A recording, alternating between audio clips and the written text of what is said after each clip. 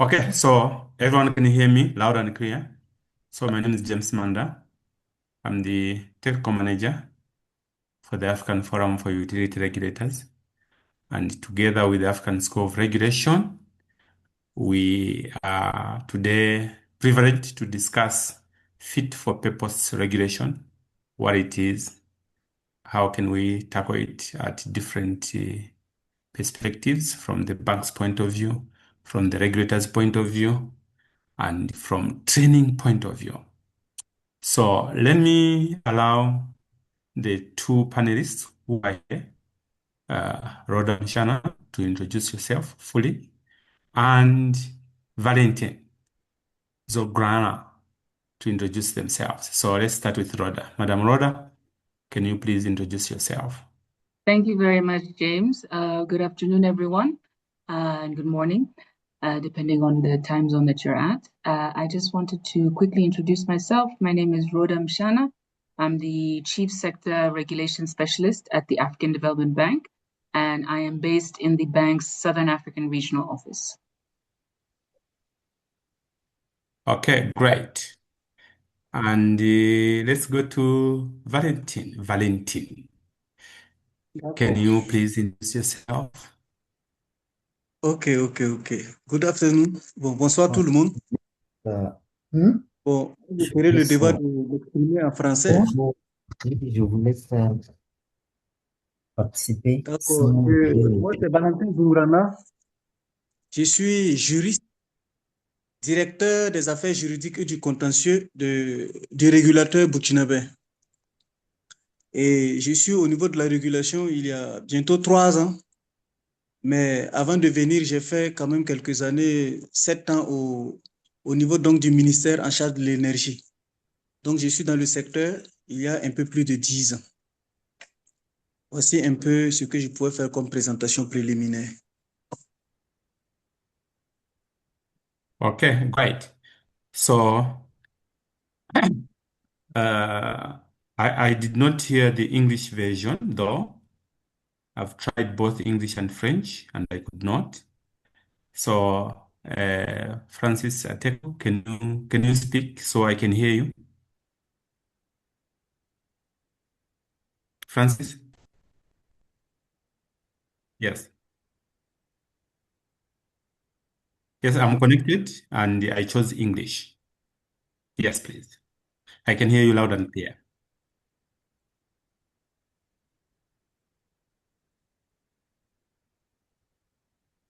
Okay.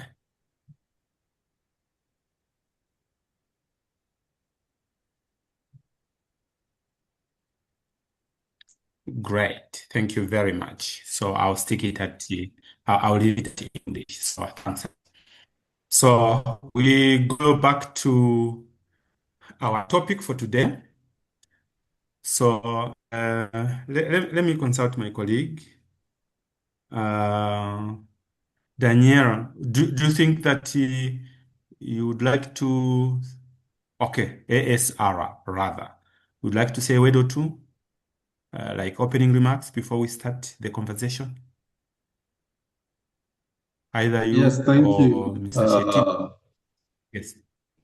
Yeah, thank you very much. Good afternoon, colleagues, partners, panelists, and participants joining us today at this webinar. On behalf of the African School of Regulation, I'm delighted to welcome you to this webinar on fit for purpose regulation.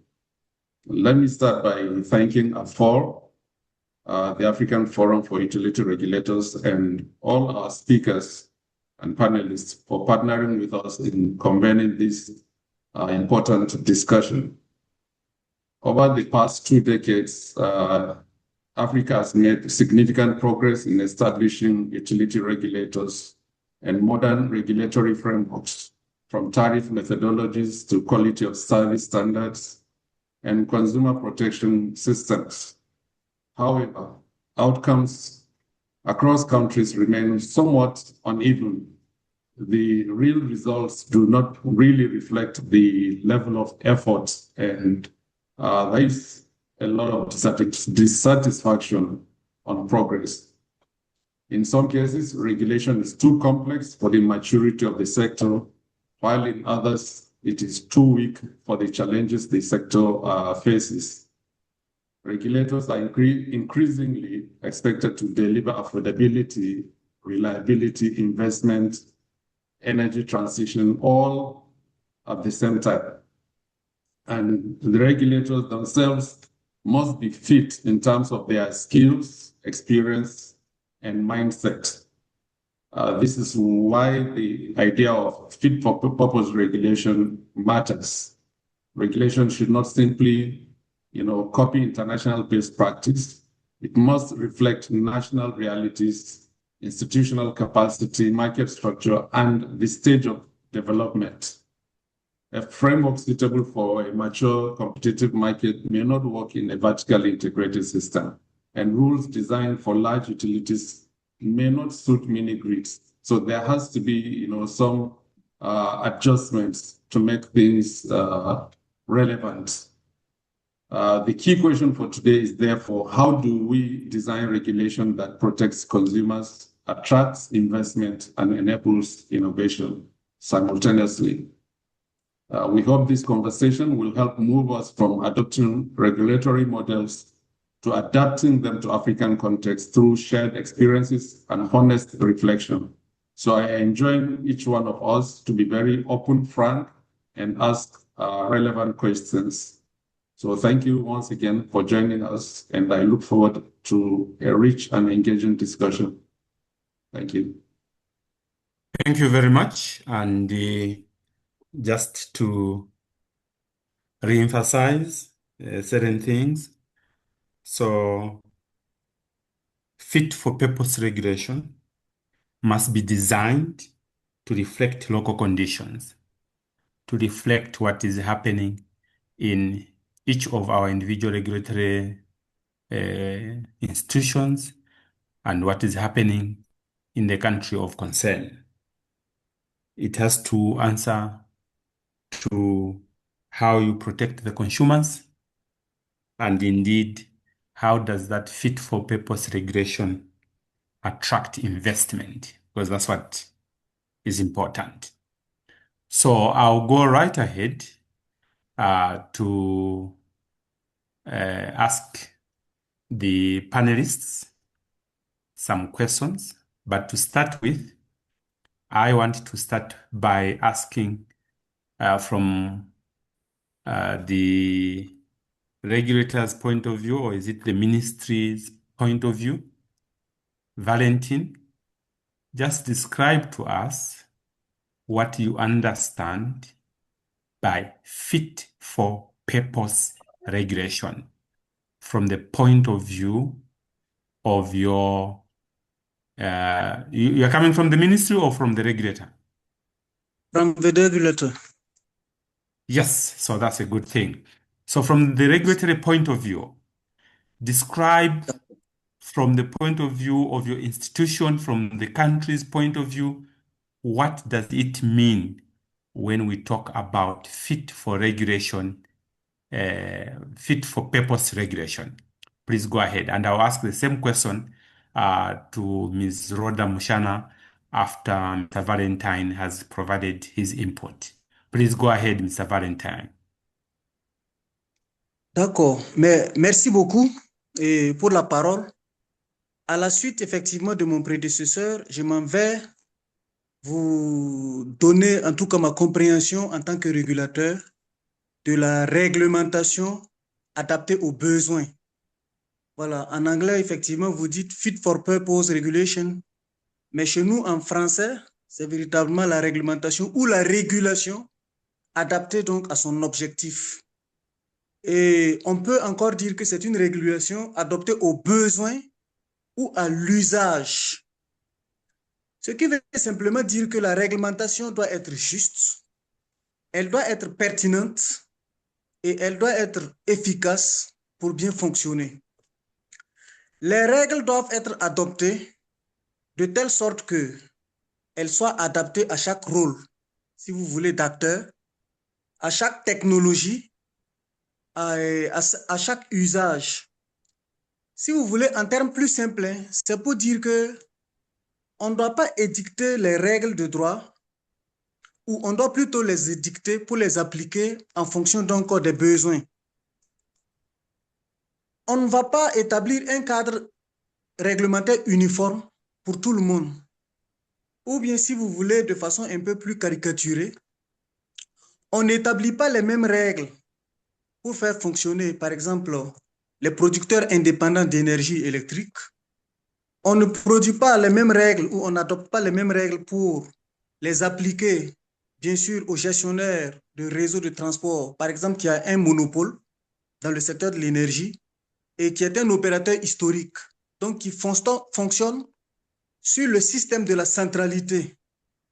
Voilà. Alors que quand vous voyez avec l'évolution du secteur de l'énergie, de façon globale, vous vous rendez compte effectivement qu'il y a l'introduction de nouveaux acteurs, il y a la présence, l'implémentation de nouvelles technologies, ce qui veut dire que la réglementation effectivement doit être dirigée et adaptée effectivement à ces nouveaux acteurs-là, à l'implémentation donc de ces nouvelles technologies et aux différentes formes aussi de consommation d'électricité. Par exemple, quand vous prenez avec l'introduction de l'électromobilité, nous avons besoin d'une réglementation spécifique aussi pour accompagner effectivement l'implémentation donc de ces nouvelles réformes. Pour caricaturer pour être un peu plus bref, c'est pour dire que la réglementation adaptée à l'objectif doit suivre effectivement l'objectif pour lequel elle a été adoptée. Donc, elle doit être spécifique en fonction du rôle que joue effectivement chaque acteur, chaque technologie, chaque usage et chaque façon de consommer l'électricité. Si vous prenez un peu les réformes du secteur de l'énergie au Burkina Faso, vous allez voir que nous avons fait la part belle aux producteurs indépendants d'électricité avec l'implémentation de l'énergie solaire, notamment photovoltaïque, mais également l'introduction, par exemple, du client éligible ou des autoconsommateurs. En pareille situation, la réglementation générale qui s'applique au niveau du secteur, donc de façon uniforme, ne va pas être de façon pertinente et efficace. Il faut l'adapter effectivement en fonction donc de nouvelles réformes et en fonction de chaque acteur. Voilà un peu résumé et un peu expliqué ce que je comprends effectivement de la réglementation et adaptée aux besoins. Je vous remercie. J'espère que pour une entrée en matière, c'est bien.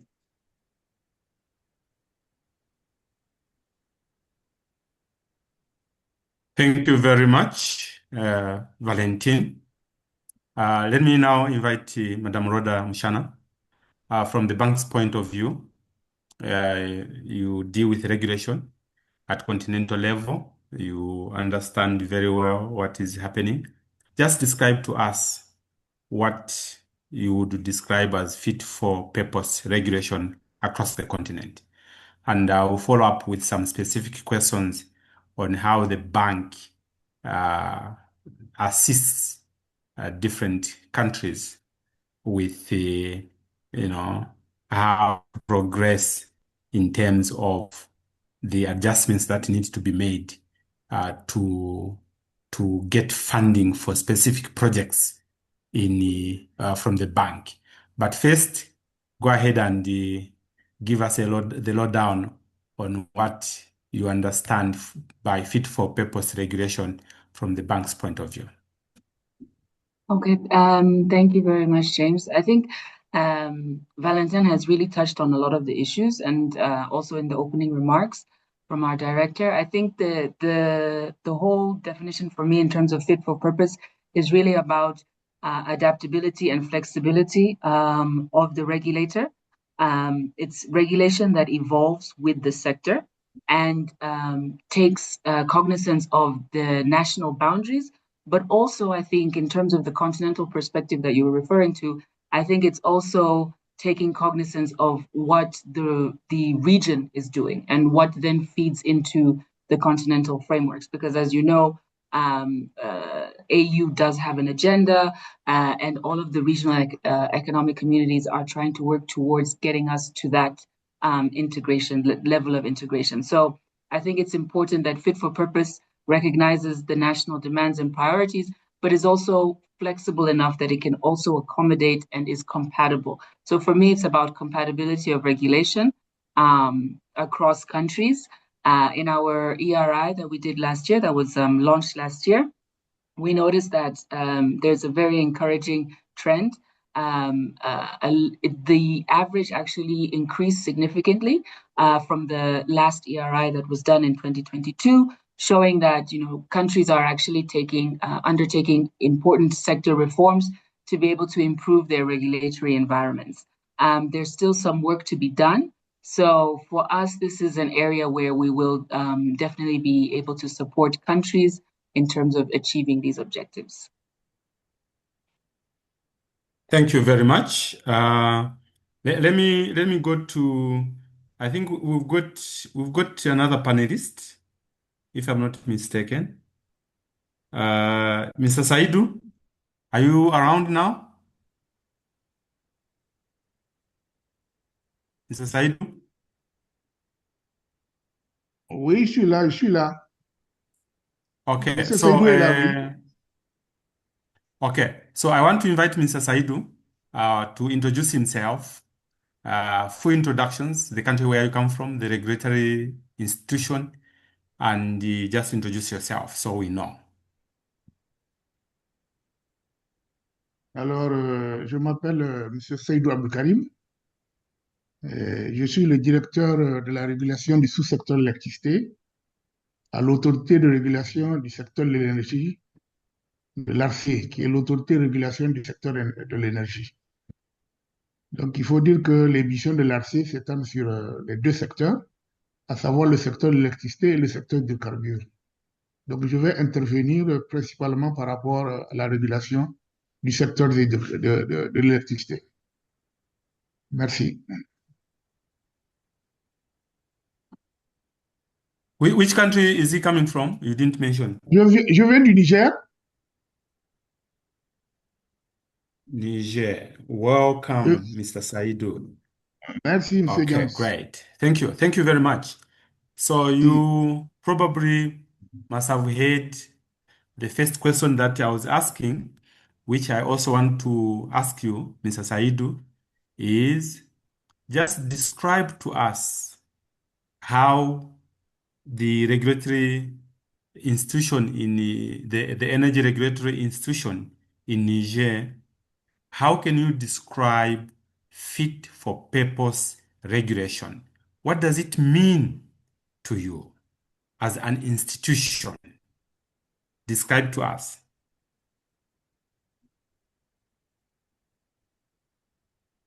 Bien, je voudrais tout simplement rappeler que dans le cadre des réformes que l'État du Niger a eu engagées, bien entendu dans le cadre des réformes de l'ajustement structurel, il a été envisagé, si vous voulez, disons excusez-moi, hein.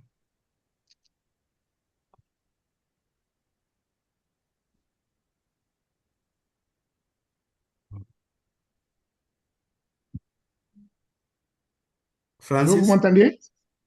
Il y a une coupure, une petite coupure là, vous m'entendez? Alors, donc je disais que dans le cadre de cette Yes, réforme-là, we are following, we are listening. alors, dans le cadre de cette réforme-là, il a été demandé, il a été envisagé, si vous voulez, de redéfinir le rôle des différents acteurs, des institutions du secteur, dont notamment l'État à travers le ministère de l'Énergie et l'organe de régulation. Il faut dire que dans son rôle régalien, l'État avait trois missions principales, qui sont d'abord de définir la politique, n'est-ce pas, de définir la réglementation et de faire la planification du secteur. Alors, quant au régulateur, n'est-ce pas, il était chargé de veiller sur le respect par les différents acteurs de la réglementation, de veiller à l'équilibre économique et financier du secteur, n'est-ce pas, de promouvoir le développement efficace du secteur et de protéger les intérêts des consommateurs. C'est à ce titre que, bien entendu, le régulateur doit en ce moment mobiliser l'ensemble, n'est-ce pas, non seulement des outils, des procédures et tout ceci pour pouvoir atteindre tous les objectifs, n'est-ce pas, qui sont définis non seulement par la politique, n'est-ce pas, et éventuellement par les différents contrats que l'État a eu engagés avec les différents opérateurs, n'est-ce pas, étant entendu qu'il a été donné aussi aux régulateurs de suivre l'exécution des obligations de chacune des parties. Alors, j'allais dire que pour ce qui concerne l'ARC Okay. Niger, n'est-ce pas, bien entendu, les premiers instruments que nous avons eu disons, à mettre en place pour les besoins de la régulation, n'est-ce pas, conformément à notre loi, il fallait que nous puissions définir très rapidement une politique de régulation et un plan stratégique pour la première période, parce que c'était des mandats de 5 ans. N'est-ce pas? C'est ce que nous avons fait et soumis au gouvernement, bien entendu, qui devait voir s'il répond, n'est-ce pas, aux différents objectifs que l'État a définis, disons, dans la stratégie d'accès à l'électricité et de la Okay. politique. Bien entendu, il fallait aussi, dans le cadre de son suivi des obligations de chacune des parties, notamment l'État lui-même et les entreprises, n'est-ce pas, que les différents objectifs contenus dans les contrats, n'est-ce pas, les conventions et les cahiers des charges, que le régulateur puisse maintenant les suivre, n'est-ce pas, et puis rappeler en cas d'écart ou bien en cas de non-atteinte, si vous voulez, disons des indicateurs ciblés dans ces contrats. Donc, pour cela, comme je vous l'ai dit, le régulateur a eu à développer un certain nombre d'outils. Donc, dès la première année, c'était le modèle tarifaire. Parce qu'il faut dire qu'avant l'avènement, n'est-ce pas, de la régulation, pendant plus d'un quart de siècle, les tarifs, n'est-ce pas, n'étaient pas définis. C'est-à-dire qu'il y avait juste un pilotage à vue et il y avait, si vous voulez, des subventions que l'État apportait pour juste sortir, n'est-ce pas, l'entreprise nationale de l'électricité, pour lui sortir le nez hors de l'eau, sinon il coulait. Alors, dès les premiers instants, n'est-ce pas, le régulateur a eu rapidement, n'est-ce pas, à élaborer, n'est-ce pas, l'étude tarifaire pour fixer les tarifs, qui étaient les premiers tarifs d'équilibre que nous avons pu appliquer depuis 2018. Donc, qui couvrait non seulement tous les coûts et de fonctionnement et d'investissement, n'est-ce pas, de Nigélec. Ce qui a permis par la suite de le rendre très crédible, n'est-ce pas, et a permis, si vous voulez, de mobiliser beaucoup de financements pour pouvoir, disons, financer les lourds investissements, n'est-ce pas, parce que l'État s'était fixé des objectifs très ambitieux, surtout en matière d'accès à l'électricité, parce que le Niger avait l'un des taux les plus faibles, hein, on était à ce moment autour de 15-17%, alors qu'on se fixait, si vous voulez, un objectif, n'est-ce pas, de 80% à l'horizon 2035. Voilà, pour ne pas épuiser tout le sujet, donc je vais m'arrêter là. Merci. Okay, thank you. Thank you very much. Okay, so let me go to some specific interventions. I would like the panelists to be brief because we would like to cover as much ground as possible. So I'll go back to Valentin. All right. So as you heard, Mr. Saidu has mentioned a lot of things, the tariff formulation and so on and so forth. But as far as the fit for purpose regulation is concerned, you may be aware as a regulator that at continental level, the African Union, through the Department of Energy, is championing the AFSEM framework, the African Single Electricity Market framework. Now, as a regulator, how do you reconcile your national priorities with the regional harmonization? Because we want to know whether as a country, as Burkina Faso, as a regulator in Burkina Faso, whether there are any specific interventions that you are putting in place to reconcile national priorities with the regional harmonization. So this may be the tariff or whatever it is that you are doing that could promote regional harmonization at the energy sector level. I'll start with Valentine. Valentine, I hope the question is clear. How D'accord. do you reconcile your Oui, oui, la national question. priorities with that of the region? Thank you. D'accord. La question est assez claire et ce que je peux relever là-dessus, c'est que, Oui. premièrement, il faut dire que nous avons un cadre général qui réglemente le secteur de l'énergie qui a été adopté en 2017. Et déjà en 2017, dans la perspective effectivement de ce marché régional, CEDEAO surtout, nous avons internalisé au niveau, nous avons pris en compte effectivement les dispositions communautaires, mais nous sommes également dans la dynamique d'internalisation et des directives communautaires de tout ce qui est texte, de telle sorte que quand vous prenez par exemple la directive sur le marché régional, la directive sur la promotion des énergies renouvelables, la directive sur, comment on appelle ça, l'étiquetage des appareils électroménagers et même les textes sur l'électromobilité et autres, nous l'avons déjà effectivement essayé de les internaliser, même si tout n'a pas été fait. C'est pour dire que la législation au niveau national du Burkina Faso, effectivement, intègre et toutes ces dispositions communautaires-là, de telle sorte qu'il n'y ait pas de réglementation spécifique au Burkina Faso et une autre réglementation dans les autres pays de la sous-région qui pourrait effectivement porter atteinte ou qui pourrait empêcher la bonne marche du marché et du marché communautaire. Ce qui fait que quand on revient avec notre sujet principal, comme nous l'avons dit, aujourd'hui, nous avons effectivement des besoins en termes donc de disponibilité d'électricité et nous avons un cadre sous-régional qui effectivement tente de mettre en place un marché régional.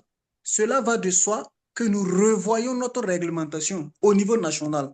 Bon, chez nous, comme je l'ai dit, nous sommes avancés, mais je pense que beaucoup de pays le feront et où ils sont déjà dans cette dynamique-là, c'est de réadapter effectivement notre réglementation à ces exigences donc du marché régional pour pouvoir participer au marché.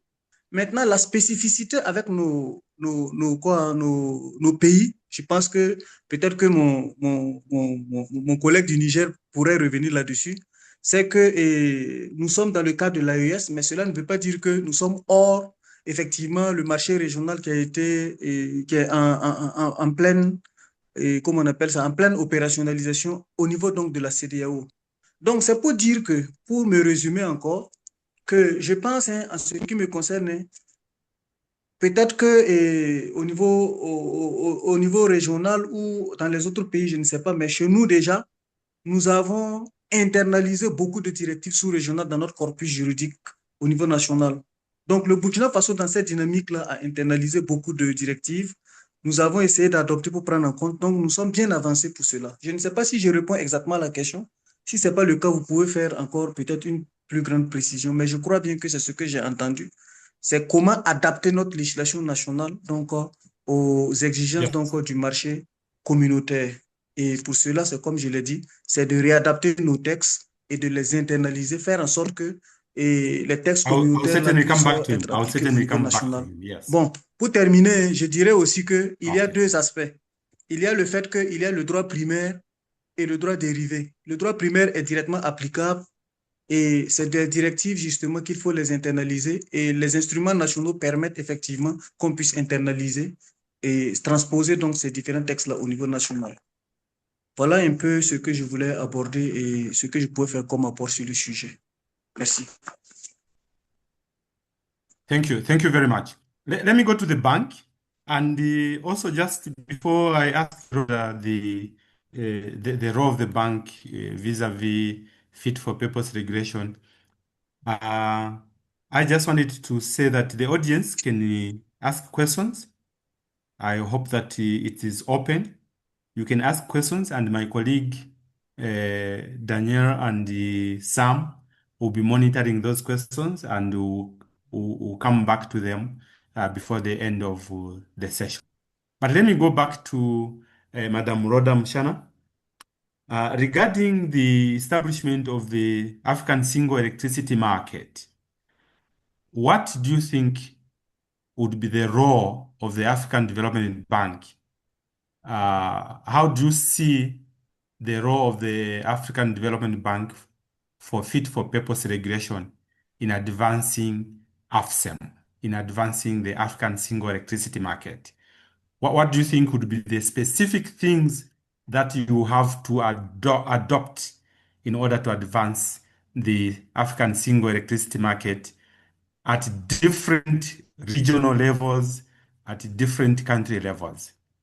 Madam Shana. Thank you. I think just to build off of what I had said earlier, for us, as the African Development Bank, we support at all three levels, continent-wide, regional, as well as at the national level.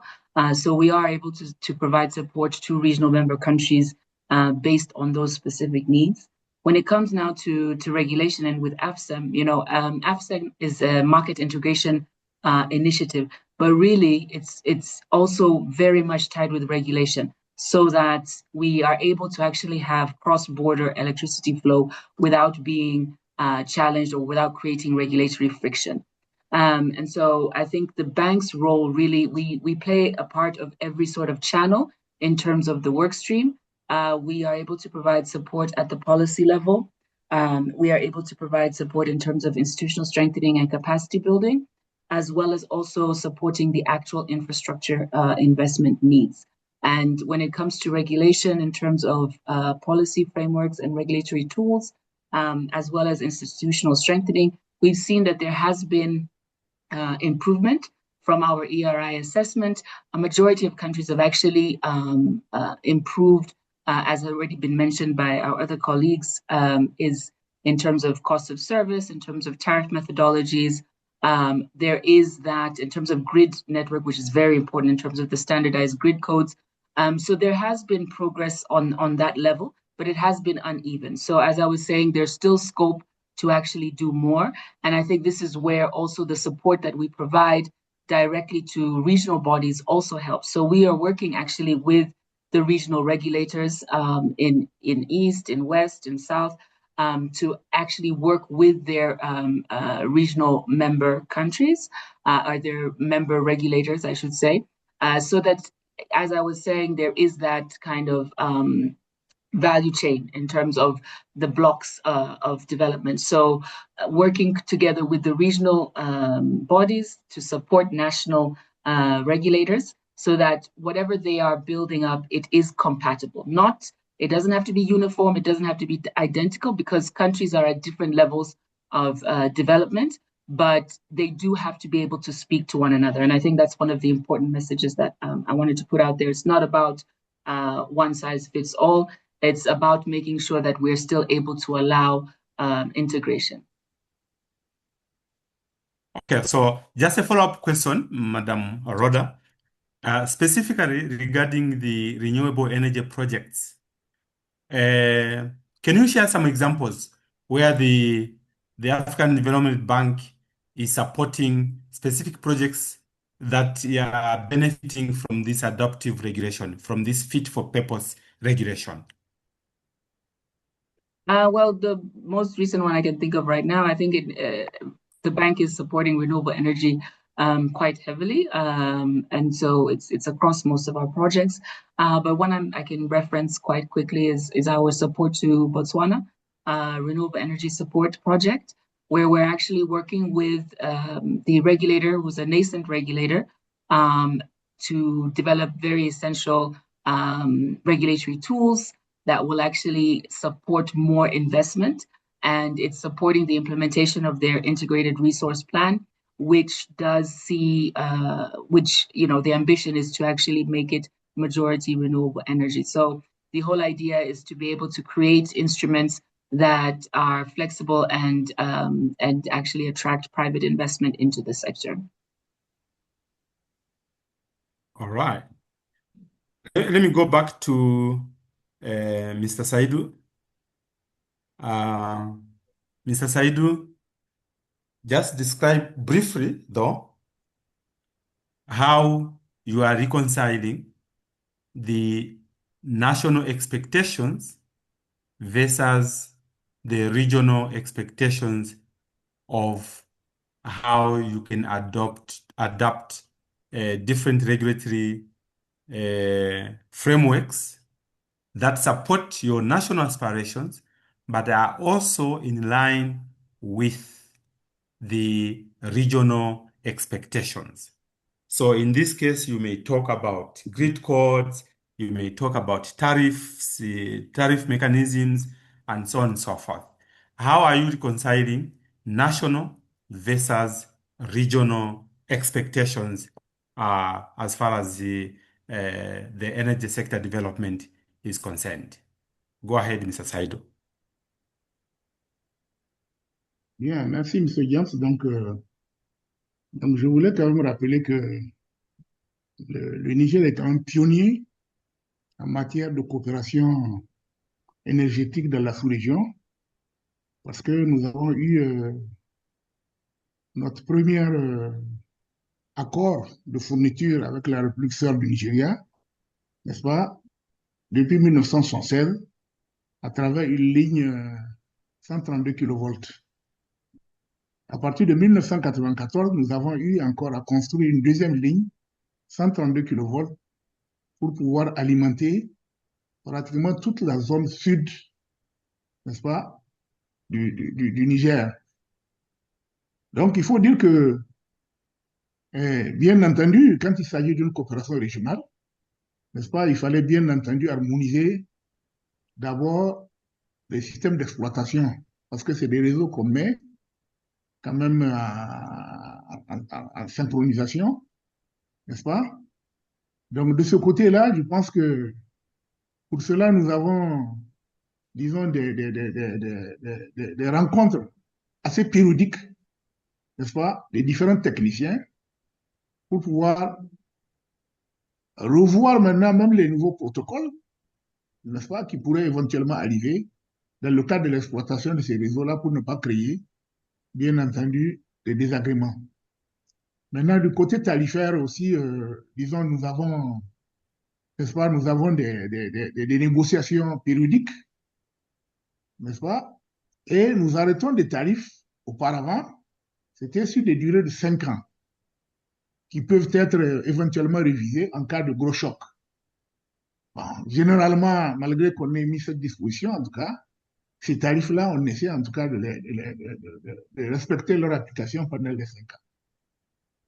Alors, au-delà maintenant de cette coopération entre pays frères ou voisins, n'est-ce pas, notre ami du Burkina a dit que, n'est-ce pas, nous sommes en train de créer un ensemble beaucoup plus vaste au niveau de l'Afrique de l'Ouest, qui est le West African Power Pool, pour lequel, bien entendu, il a fallu harmoniser aussi, n'est-ce pas, beaucoup de directives, n'est-ce pas, tant informatiques que techniques, parce qu'il fallait d'abord, on avait adopté d'abord, comment dirais-je, des dispositifs tarifaires, n'est-ce pas? On a adopté des directives techniques, notamment le code de réseau, pour pouvoir connecter non seulement les États et éventuellement les clients éligibles, parce que les dispositions le prévoient. Alors, voilà ce que je peux dire d'une manière assez ramassée. Merci. Thank you. Thank you very much. So let me go back to the bank. Now, I'm expecting that the audience, and thanks a lot for coming to this webinar. I did not particularly mention our appreciation of your attendance, but this is the opportune time as I go to Rhoda. Now, this is a good time, Rhoda, to speak about how do you incorporate the project M300 with project financing across regions and across countries in Africa. I think this is a good opportunity for you to highlight how this project financing is going to take place and what are some of the requirements in the M300 framework. Rhoda, or yours. Hi. Okay. So in terms of the M300, which is a very specific initiative that you've highlighted, so we are partnering with the World Bank Group and supporting the Mission 300, which the whole ambition is to be able to connect an additional 300 million people by 2030. It's a very ambitious plan that we have, and we've actually signed up several countries who have been onboarded, and they are now working towards achieving these. So Mission 300 is an initiative that encompasses five main pillars of activities, and really it's looking at both very essential sector reforms as well as mobilizing resources and significant resources from the private sector to significantly scale up electrification rates across countries.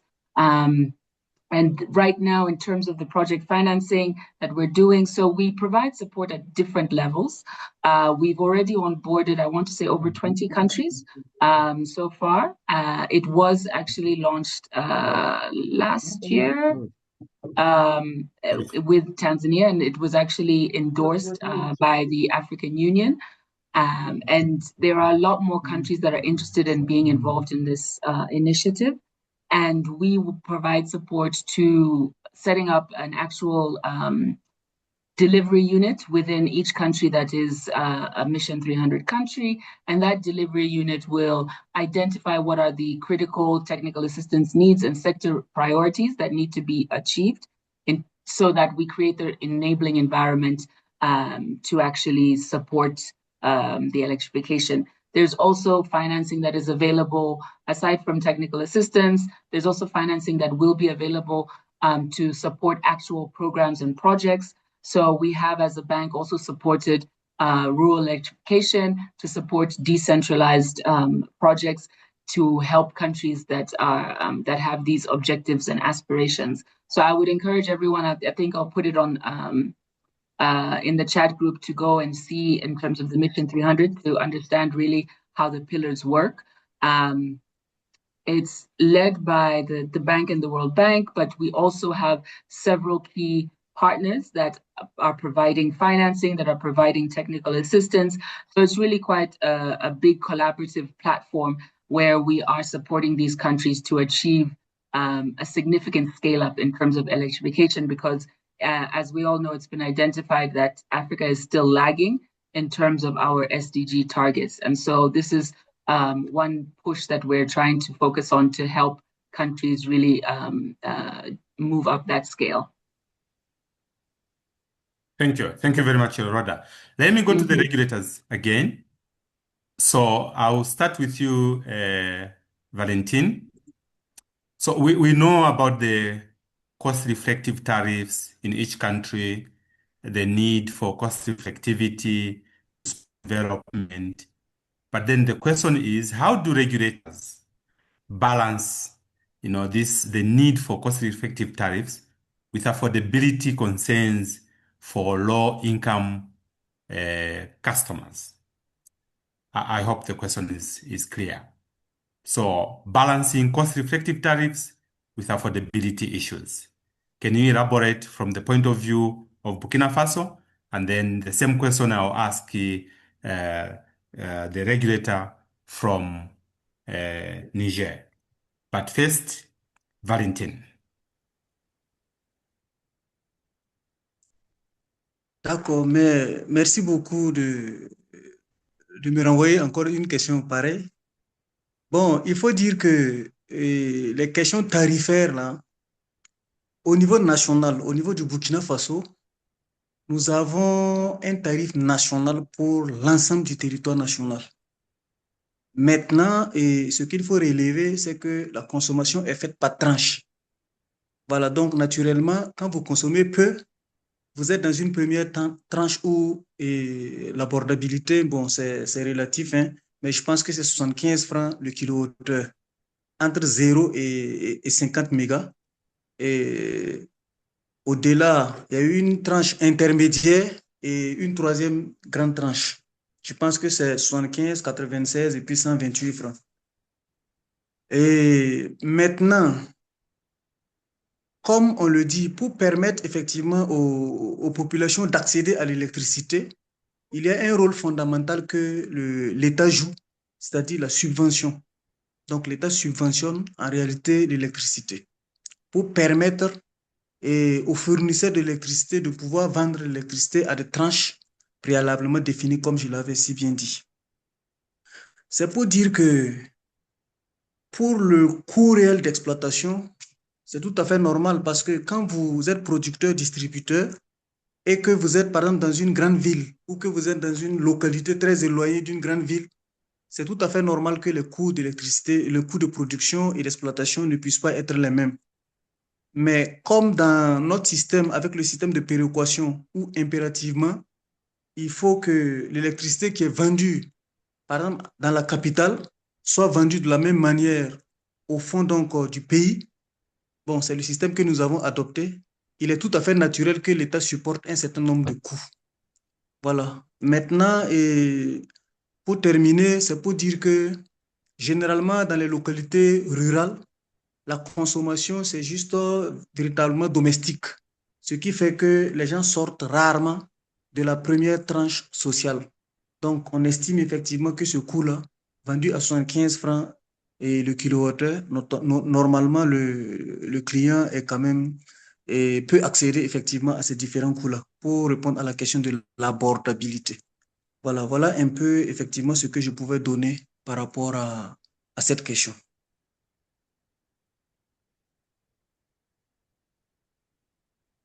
Thank you very much. Mr. Saidu, just describe to us Alors, whether when you are developing the tariff framework, alors, how do you take care of those individuals in Niger who may not afford the national, alors, the utility tariffs? Just describe to us, how do you take care of those poor people?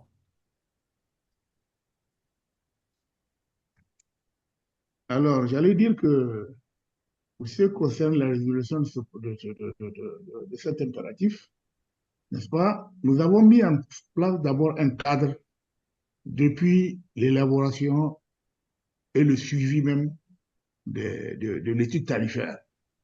Parce que nous avons souhaité, n'est-ce pas, que d'abord ce processus il soit vraiment participatif. Parce que comme je vous l'ai dit au départ, pendant plus de 25 ans, il n'y avait pas eu de tarif, n'est-ce pas? C'était vraiment un pilotage à vue. C'est pour ça que on préconisait déjà que quel que ce que serait finalement le résultat de cette étude-là. C'est comme ça que bon, nous avons créé un cadre auprès de l'autorité de régulation qui regroupait vraiment, j'allais dire, les administrations, les entreprises, les industries, les ménages, les leaders d'opinion, les associations de consommateurs et tout ceci pour que différentes étapes du processus, depuis l'étude de l'offre, la demande, jusqu'au, si vous voulez, jusqu'à la fin, n'est-ce pas, de l'élaboration de la grille tarifaire, on essaie de leur expliquer comment on le faisait et quels sont les résultats auxquels nous sommes parvenus. Bien entendu, c'est une préoccupation parce que c'était à toutes les personnes. J'allais dire que avant la fin de l'étude, nous avons aussi mené une enquête. Nous avons confié une enquête maintenant à notre société, à notre institution de statistique, pour nous faire une étude, n'est-ce pas, de l'acceptation, si vous voulez, des changements de prix. Parce qu'il fallait préparer les esprits, parce qu'il faut dire qu'en ce moment, le service était de très mauvaise qualité. Et ce qui ressort, c'est que les gens étaient prêts à payer plus pourvu que la qualité suive. Maintenant, pour revenir à la question maintenant de l'abordabilité, n'est-ce pas, nous avons vu plutôt trois niveaux d'intervention, n'est-ce pas? D'abord, le gouvernement voulait à ce que on puisse promouvoir l'agriculture et à travers ça, il y avait des aménagements hydro-agricoles, n'est-ce pas, qui étaient des clients assez importants, donc pour lesquels, pour que le coût de revient maintenant de cette production soit moindre, qu'on puisse accorder des tarifs subventionnés. Il y avait l'éclairage public, parce qu'on s'était dit que de toutes les façons, ceux qui n'ont pas l'électricité à la maison, n'est-ce pas, et qui n'ont pas la capacité de payer, au moins ceux qui n'ont pas du tout la capacité de payer, n'est-ce pas, qui puissent profiter de l'éclairage public. Donc, il fallait revoir, si vous voulez, les tarifs appliqués à l'éclairage public. Et bien entendu, n'est-ce pas, les usagers vulnérables, n'est-ce pas, qui ont une très faible capacité à payer, n'est-ce pas, que nous avons estimé que ceux qui ont des consommations inférieures à 50 kWh par mois, n'est-ce pas, pouvaient se retrouver dans cette catégorie. Donc, cette catégorie a été subventionnée par les usagers, n'est-ce pas, des catégories tarifaires triphasées, n'est-ce pas? Et puis maintenant, pour ce qui concerne les aménagements agricoles, et puis l'éclairage public, ils ont été subventionnés par les usagers, n'est-ce pas, de la moindre tension.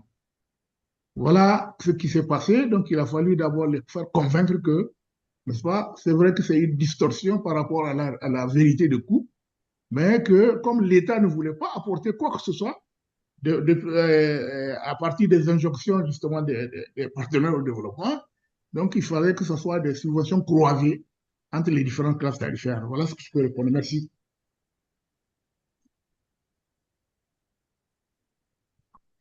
Thank you. Thank you very much. So let's go back to the bank. So there's a lot of interest to the bank regarding all these mechanisms. So the first question another question for the bank is, so you mentioned that you do finance projects in different countries, like in Botswana. Now, long term, how do you ensure institutional strengthening of regulatory bodies to ensure that these reforms that we're talking about are sustainable and do not rely on donor or project cycles? So how does the bank help sustainability and strengthening of regulatory bodies, either at the national or regional level? Coupled with that is that the Mission 300 is premised on country priority compacts. But as you may be aware, there are some projects that cut across boundaries, okay, either at the generation or transmission levels. Does the bank include such projects for consideration of funding so that we achieve the benefits scale as connections are done, as well as the connection and transmission level, but as well as the project financing for the development of generation facilities that fall at the border of maybe 2 or 3 countries. I hope the questions are clear. Rhoda, can you have a go at it? Yes, thank you. Okay, I think I'll answer. There are several of them, so I think maybe it'll be better for me to also respond in writing and send it through ASR. Yes. For the first one, in terms of ensuring sustainability of the regulators, as I said, we provide technical assistance and institutional strengthening. In terms of, it can be either embedding advisors to work with regulators to actually understand and be able to draft these instruments and documents, is developing the documents with them. We always make sure that there is a knowledge exchange or knowledge transfer within any of the support that we provide, so that that knowledge remains in the institutions. And in terms of long-term sustainability, I mean, we know that with regulators, it's normally through the revenue base. So to support independence and the sustainability, there has to be fees, and the most obvious fee that regulators will charge is licensing. So I think that's the main way of making sure that you are sustainable, is that you do have the licensing frameworks. And I think, to touch on that also, if you have the right regulatory framework, then you can actually encourage private investment, which means you will have more operators in the system, which means you will have more licensing fees. So I think it's also quite a symbiotic relationship that can be built on that. In terms of Mission 300, I'm trying to remember your question. I think I've seen the first Okay, so question, which was asking about fragmented regulation because of the different pillars of Mission 300. But I think the thing is, if you go, which is why I sent that link, if you go through, you'll see the different pillars of Mission 300, and actually all of them are supposed to work together. So it's looking at policy reforms, it's looking at institutional strengthening, it's looking at regional integration. So to address that question about projects that are actually regional or multinational, these are the kinds of things that obviously will be captured under one of the pillars of Mission 300. So it's a broad spectrum of support that is available. And we do recognize that there are countries that actually are very small and will still need to rely on other countries. There are countries that have surplus supply. And, like, for example, in the southern region, Angola, Mozambique, they are big countries that actually do have surplus supply. So supporting regional integration so that Mozambique can actually export the power to where it is needed is one of the objectives and one way in which to reach those electrification targets. So I think in terms of the regional education integration and the multinational projects, that will definitely be covered and supported. In terms of the question on having fragmented policy frameworks or regulatory frameworks, I think for me, fit for purpose is about having a unified national framework that then has a tiered approach. So it's having one big platform, because if you have something that is fragmented, then it does actually not speak to predictability or clear mechanisms. And that's one of the things that is a priority for investment. So when things are clear, transparent, and predictable, that is where the money will flow. So it's not about creating standalone regulation or instruments to reach specific targets, but it's more about making sure that you have one holistic one that covers everything. So, for example, when we're dealing with decentralized solutions and you're looking at rural connections, you can have a framework or a policy instrument that speaks to that, but it is still part of a much larger national policy framework.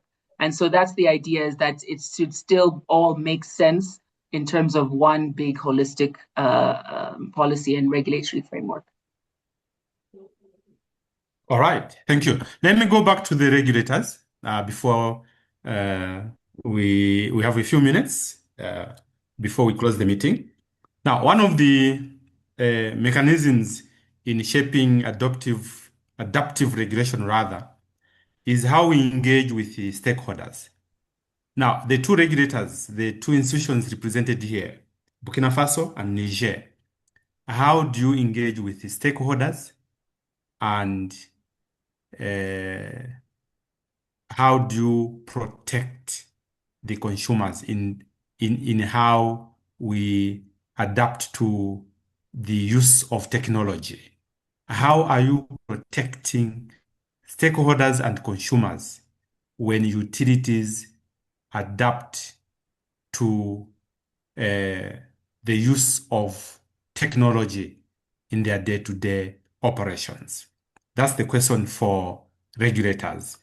Let me start this time with Mr.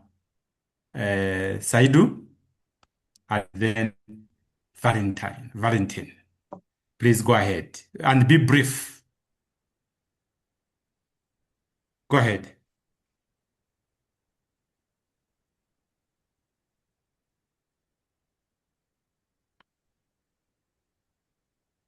I can't hear. C'est bon maintenant? Oh, okay. C'est All right. bon. Okay. Saidu? Alors, comment nous communiquons avec les parties prenantes? Je peux dire que la loi qui crée l'autorité de régulation, n'est-ce pas, astreint l'ARC à créer deux organes. Il s'agit d'abord d'un site web que nous avons créé sur lequel nous portons toutes les informations, n'est-ce pas, aussi bien que ce soit les textes que les procédures et tout ceci, n'est-ce pas, pour non seulement les opérateurs, n'est-ce pas, comment dire, je veux dire les consommateurs. En tout cas, toutes les parties prenantes peuvent trouver les informations concernant le secteur à ce niveau-là. Et bien entendu aussi, les activités de l'autorité-régulation. en termes de rapport d'activité et tout ceci, nous portons tout sur le site web. Toutes nos décisions, telles que la loi le dit, nous le portons directement sur le site web dès que nous les prenons. Maintenant, pour ce qui concerne maintenant certaines activités pour lesquelles nous avons besoin des arbitrages, si vous voulez, la participation active des parties prenantes, nous avons l'habitude de créer rapidement des comités, n'est-ce pas, avec lesquels nous travaillons. Je vous dis, dans le cas du processus, par exemple, d'adoption des tarifs, n'est-ce pas, nous faisons cela où nous avons un comité technique, n'est-ce pas, qui travaille directement pendant toute la phase de réalisation de l'étude, qui, si vous voulez, fait examine, analyse les différents rapports, fait des recommandations à notre comité, qui est le comité de pilotage, qui est chargé, comment dire, qui est constitué plus de décideurs, mais avec surtout les leaders d'opinion et la société civile. N'est-ce pas? Bien entendu, à la fin du processus aussi, nous tenons des conférences de presse où nous expliquons, n'est-ce pas, les motivations d'abord de cette tarification, n'est-ce pas, et pour la rendre beaucoup plus transparente. Voilà. Maintenant, pour ce qui concerne la marche, nous avons organisé aussi une série d'ateliers de sensibilisation, aussi bien dans la capitale que les différentes régions, où nous partons essayer d'expliquer les droits et les devoirs des usagers, n'est-ce pas? Et nous les invitons à chaque fois que, surtout pour ce qui concerne les réclamations et les plaintes, au niveau de notre site web, nous avons créé un portail sur lequel ils peuvent directement aller contacter l'ARC par rapport au... Ça, c'est la première question. Rappelez-moi la deuxième. Monsieur James? Monsieur James, quelle était la deuxième The question? second, it was just one question combined. So we're talking about how you treat your stakeholders OK. when utilities adapt to this, new technologies and so on and so forth. Voilà, parfait. Donc, d'une manière ramassée, voilà comment nous procédons. Merci. Okay, great. Thank you, thank you, thank you. So let me go to Burkina Faso. So the question once again is, what mechanisms are in place to engage stakeholders in this adaptive way? Things are changing at utility level, things are changing at the regulatory levels.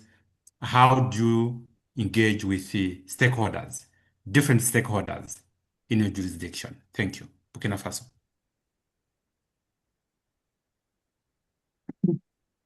D'accord, merci beaucoup.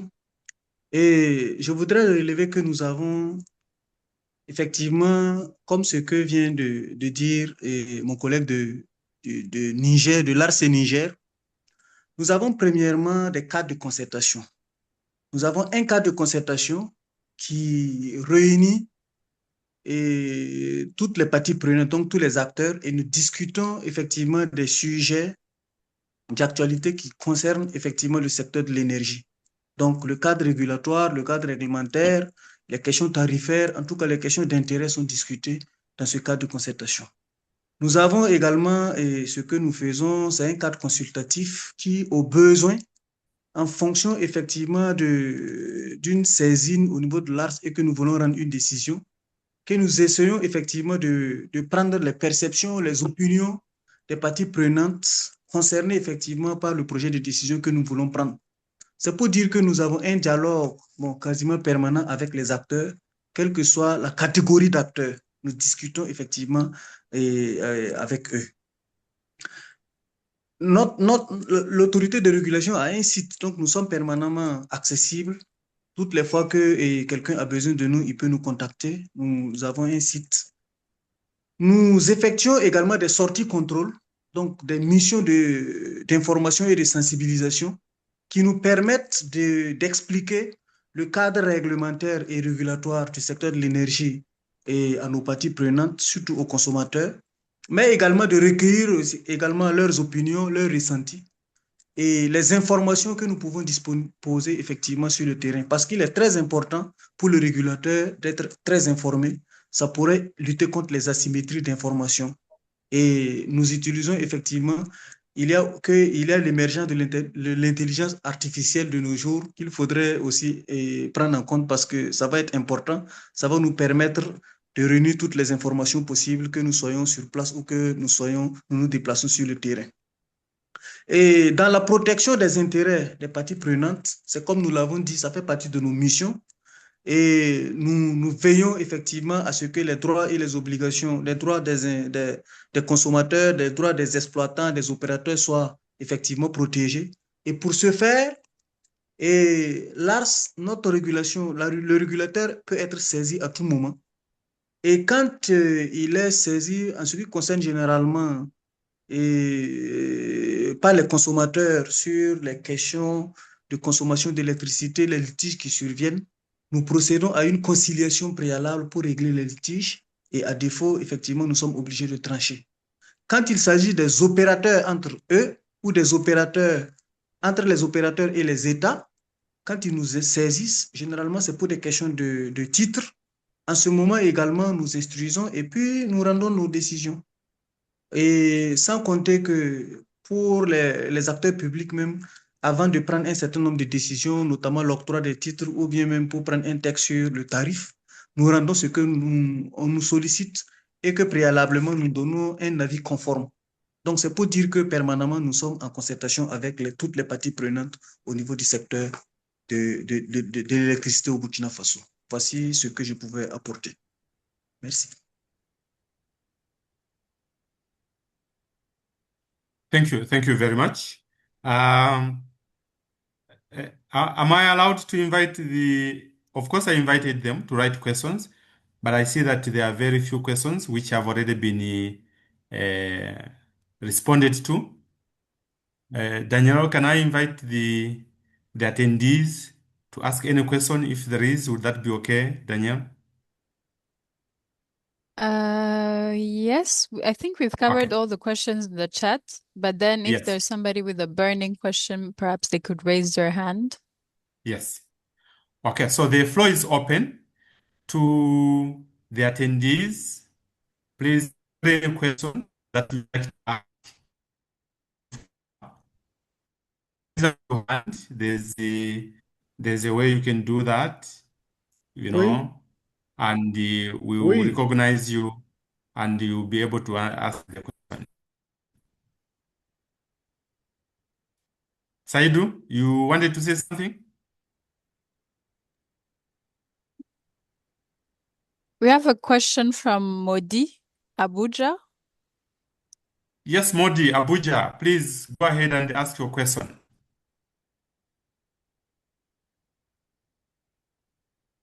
Introduce yourself and Sure, then ask the question. sure. Thank you very much, Mr. James. My name is Modi. I'm dialing in from Abuja. I'm a Mission 300 fellow reporting in Botswana. My question is to Rhoda. Of course, you've touched a bit on this, but seeing Mission 300 compacts are country-based and there's the AFSEM project by the AU, isn't there a need to sort of have a regional compact and also a continental compact? That way we integrate, regional needs, reliability, and aspects of, say, ambitions like having nuclear power plants of 1,000 megawatts, say 4 units in one area to support, say, the West African power pool or Southern Africa, for instance, because again, like Botswana is a very dependent country on its neighbors. So perhaps this might be something that could be, front-loaded on Mission 300. While I know the pillar is there for regional work, it might be useful to have sort of a compact at regional level and continental level. Thank you.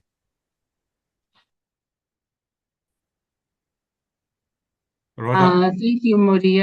So I think the thing is, in terms of the work stream, in terms of Mission 300, and having compacts at regional and country continental level, we are working quite closely with the African Union as well as with the regional bodies. So they are well aware of this initiative and how everything is supposed to fit and be aligned. And so, we don't want to create, because having a continent-wide compact, as you can imagine, is going to take quite an effort. And for us, we want to really try and see how to scale up to achieve, I mean, you would know as a fellow, to achieve the different ambitions of the countries so that we can actually increase our electrification rates. We also rely on existing protocols and instruments that have been endorsed by the African Union. So we are supporting all of the AU agendas related to electricity. We're supporting the Continental Master Plan. We're supporting actually AFSEM as well, ensuring that this market integration does happen. So I think it's, for me personally, not on behalf of the bank, I think it would not be significantly value adding to have another compact, because both at continent level as well as regional level, there are a lot of strategies already. I think now it's the time more for implementation and to ensure that things are harmonized. So that's what we are working on, from the World Bank side as well as from our side as ADB, is to make sure that we still keep our partners very close so that everything is aligned. Thank you very much. Daniel, is there another hand that you can see? Any other interventions from the audience? No other intervention. Okay, great. So let's go towards the end now, and I'll start with you, Valentin. Valentin, as far as a fit for purpose regulation is concerned, give us your most important take. It could be the stakeholder engagement, it could be regional harmonization, it could be institutional strengthening. Give us your most important practical take on fit for purpose regulation from the point of view of Burkina Faso's regulatory framework.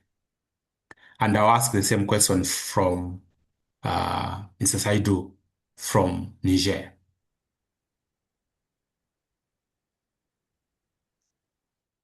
D'accord. Merci beaucoup pour la parole. Pour cette question spécifiquement, je dirais que effectivement, la réglementation, le type de réglementation qu'il faut avoir pour le Burkina Faso, c'est de rendre, autant que faire se peut, les règles attrayantes pour le secteur privé et les investisseurs. C'est en fait faire en sorte que la réglementation soit souple, légère, en ce qui concerne surtout les procédures d'octroi des titres et des autorisations administratives. Il faut une réglementation qui établit clairement les mécanismes de facilitation financière et d'exonération de certaines obligations fiscales. Bon, sur les procédures d'installation des entreprises, ce que je pense, et faciliter l'exercice de leurs activités. Parce que vous voyez, les entreprises ont des obligations, c'est vrai, ils ont ce qu'elles recherchent, puisqu'elles sont venues pour du business. Donc, forcément, elles veulent être rentables. Elles veulent être rentables. Donc, il faut une réglementation pour permettre effectivement à ces entreprises-là d'être rentables. Mais il faut également une réglementation qui permette à la population d'accéder à l'électricité. Donc, forcément, c'est une réglementation qui va mettre en exergue les questions de mécanismes tarifaires et de l'adapter en fonction des zones. Parce que nous n'avons pas le niveau de revenu ou le poids financier pour ceux qui sont dans les grandes villes et ceux qui sont dans les localités reculées. Ce qui va sans dire que la réglementation adaptée à l'usage ici, donc la réglementation adaptée aux besoins, c'est de faire en sorte que tout le monde puisse trouver son compte de façon efficace. Donc que les populations rurales qui sont un peu quand même dans les zones où les activités rémunératrices ne sont pas très bien implémentées, qu'à leur niveau là, que les tarifs aussi puissent être faits de telle sorte que ces gens-là puissent avoir accès à l'électricité. Donc la réglementation devrait être spécifique, non seulement en fonction des zones, mais également en fonction aussi du niveau de revenu. Voilà un peu effectivement ce que je pouvais ajouter. Il faut tenir compte surtout des subventions. Il faut, comme quelqu'un l'avait dit ici, des subventions croisées, mais maximiser effectivement la subvention là pour le bien-être des populations locales qui n'ont pas forcément le même niveau de revenu que les populations qui sont au niveau donc, des grands centres urbains. Voilà un peu ce que moi je pense véritablement de la réglementation et de la régulation et ce que le régulatoire doit porter. Parce qu'il faut dire aussi que le régulateur là, a une force de proposition. Donc, elle doit jouer, et le régulateur plutôt, il doit jouer effectivement ce rôle à fond pour permettre aux décideurs là de pouvoir prendre des textes adaptés en fonction donc des localités rurales ou des milieux urbains. Voici un peu ce que je voulais dire par rapport à cette question. Merci. Thank you very much, Valentin. So let me go to Abdukarim Saidu from Niger. So from the point of view of Niger and the regulator in Niger, what are some of the most important regulatory frameworks that you have put in place that respond to fit for purpose regulation? It could be tariffs, it could be harmonization of policies, and so on and so forth. It could be the development of grid codes. What, in your opinion, are the most important interventions that you have put in place that answer to fit for purpose regulation in Niger? Bien, merci pour la question. En tout cas, elle est très claire. Pour ma part, je dirais que, puisque vous savez, aujourd'hui, nous avons pratiquement atteint vraiment un niveau assez important de l'éducation en milieu urbain. Et malheureusement, pour notre pays, en tout cas, il n'est pas assez urbain, parce que la population urbaine ne représente que à peu près 17% de la population. Donc, vous voyez, 83% de la population est rurale. Donc, nous allons aller de plus vers l'éducation rurale. Maintenant, moi, je pense que la régulation qui doit être adaptée à cette éducation rurale, je pense que c'est comment dire, l'allègement des règles, n'est-ce pas? L'allègement des règles, non seulement en termes de normes, parce qu'aujourd'hui, bon, c'est la même norme qu'on utilise aussi bien pour la grande éducation, je veux dire l'éducation des plus nantis que l'éducation des plus pauvres. Moi, je pense qu'on peut revoir un peu les normes pour pouvoir, dans le sens de réduire les coûts pour disons, cette catégorie d'usagers.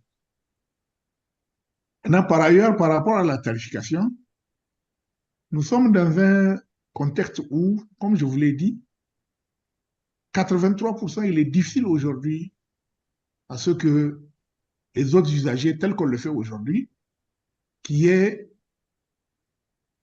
une subvention croisée entre les différentes classes tarifaires.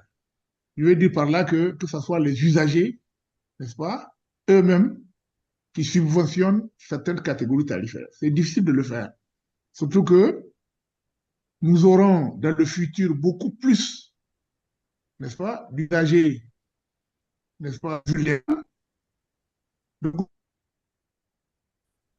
Ce qui fait que maintenant, pour pouvoir assurer justement le développement, n'est-ce pas, de l'éducation de ces zones-là, il va falloir que maintenant l'État y mette la main à la pâte. C'est quoi ce que l'État devait apporter? Non seulement à subventionner surtout les équipements, si possible, là où il y a un équilibre encore qui n'est pas atteint, voir dans quelle mesure on peut subventionner même au niveau des OPEX, notamment le combustible, pour que cette électricité quand même soit à la portée, n'est-ce pas, des usagers. Parce qu'aujourd'hui, quand vous voyez l'éducation rurale, quand vous voyez les tarifs qui se pratiquent à ce niveau-là, n'est-ce pas, c'est des tarifs que malheureusement, et puis ce sont les moins nantis, n'est-ce pas, c'est problématique. Alors, c'est pour ça que, n'est-ce pas, pour cela, bien entendu, il va falloir des accompagnement à travers des fonds, peut-être qu'il va falloir mettre en place pour pouvoir accompagner l'éducation justement de cette catégorie d'usagers. Voilà, pour ma part, disons, les adaptations que je pense nécessaires pour développer, en tout cas, l'accès à l'électricité pour une plus large frange de la population. Merci.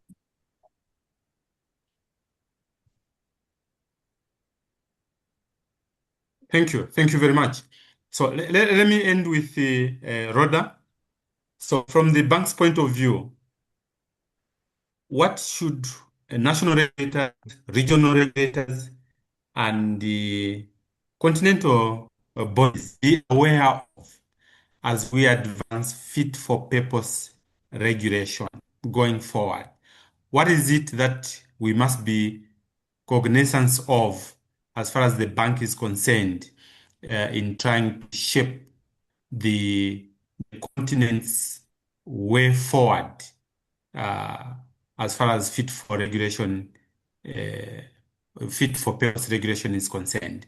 What are the issues that we must be thinking about so that we are eligible, we are able to access the bank's both technical and financial resources?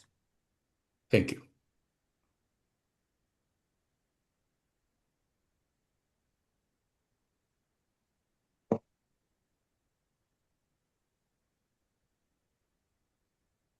Rhoda, you are muted.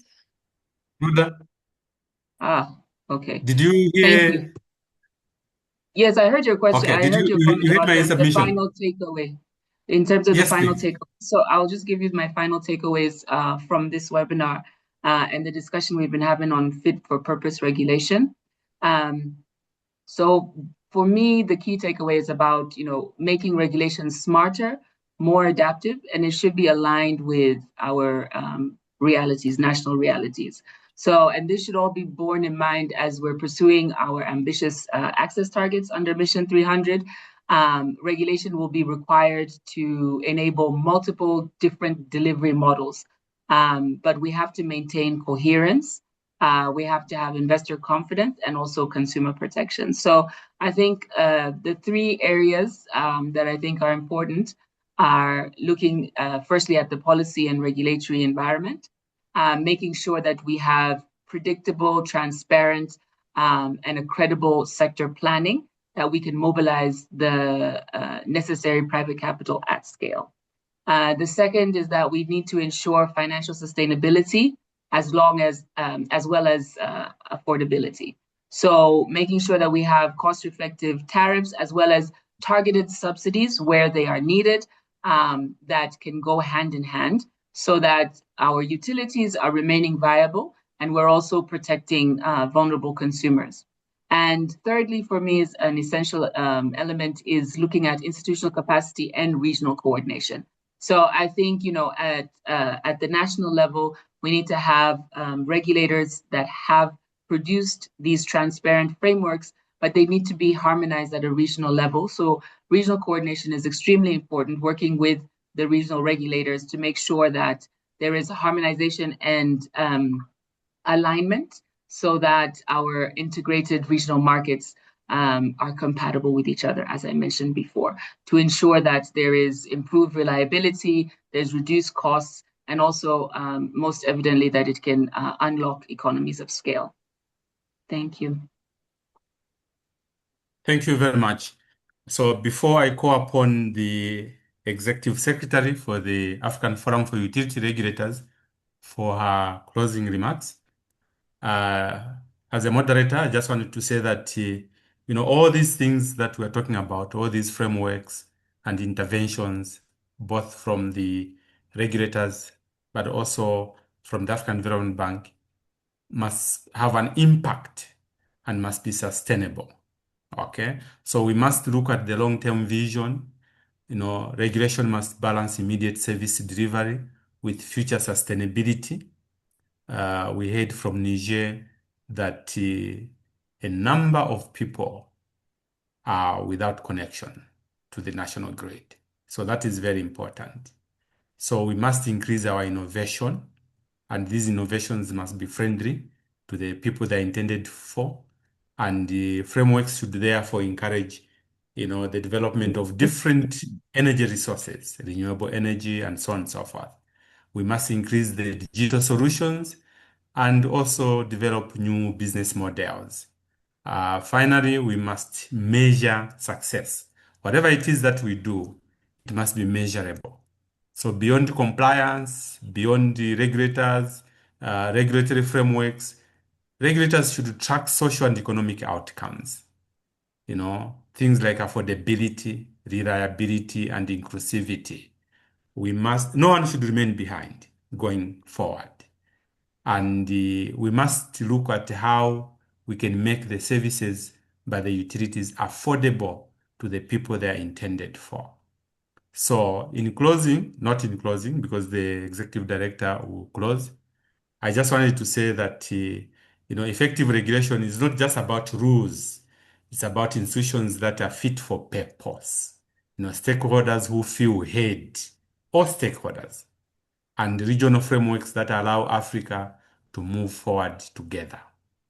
So with these few remarks, I would like to invite the Executive Secretary of the African Forum for Utility Regulators, Madam Debbie Roots, for her closing remarks. Madam Debbie. Thank you, James. Good afternoon, everyone. I'd like to thank all the panelists for contributing to this very interesting webinar. For James, who has moderated the session very well. Although I would have loved to have heard more about this important topic of fit for purpose regulation. I want to also thank all the participants for taking the time to join and stay for the duration of the webinar, and also to the African School of Regulation for collaborating with AFU and bringing this innovative topic to our members. And as we've heard in the beginning and during the webinar, fit for purpose regulation ensures rules are effective, flexible, and tailored to specific sectors, moving away from rigid compliance-only models to performance-based frameworks. It requires that when purpose is communicated, regulations are suitable for their intended use. It focuses on whether the regulation achieves its intended outcome in a specific context.